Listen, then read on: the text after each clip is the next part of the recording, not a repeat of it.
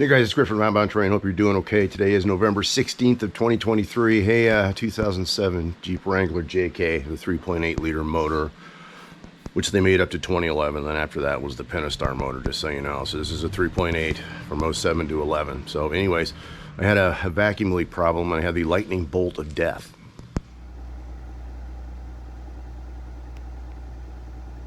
Now when I put in the new throttle body, I figured that would fix the code, but sometimes that doesn't do it, okay? So there's something else going on in here. So this is the old one. Once again, there's like a 1/4 inch of frickin' gunk on that thing. No matter how I tried to clean out the inside, I couldn't get the back side of it. Like I said, it's a butterfly valve. See, it opens. See how it's partially open? That's your idle. Well, it's just enough air in to idle your Jeep. If it was closed, your Jeep wouldn't idle. But anyways, so that's the old one. That's the new one. A little difference there. Same architecture. Like I said, I can replace the throttle body and the PCV valve, which is a positive crankcase ventilation valve, which was plugged up. So those are done. And then, like I said, a day later, it started throwing the same codes. So it's got an air leak somewhere in the intake system or one of the hoses, which I don't think that's the problem because I checked them all, but you never know. So we'll just keep working on this and just give you an update. And somebody asked me, hey, did you fix the problem? So this is just a quick video. And we'll just move forward. Now, just to let you know, there's other things, there's other little tricks that I've learned over the years. Another one, when the engine is running, some carb cleaner or whatever around all these intake bolts, right around the manifold, the upper manifold here, around the throttle body, around all the hoses, PCV valve. You can spray it on there, kind of just see it's not running right now. If you spray that on there, it'll suck that that carburetor cleaner in there, and the engine will change. You'll hear a little change in its RPM. It might run a little rougher. That's probably where your leak is. So this is the thing what we're gonna have to do. And I'm usually pretty good at finding what the problem is with a lot of the things. I've had this since it was new, so I know this thing very well. EGR valve maybe. Another thing is it might be a gasket, intake manifold gasket here.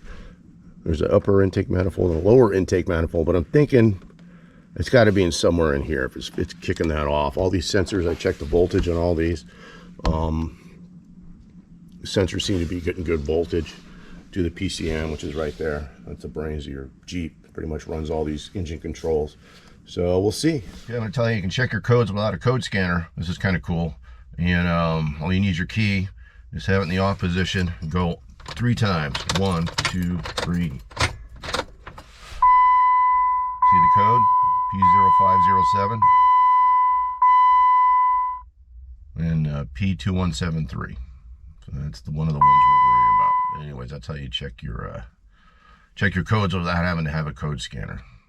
So anyways, guys, I don't know what it is.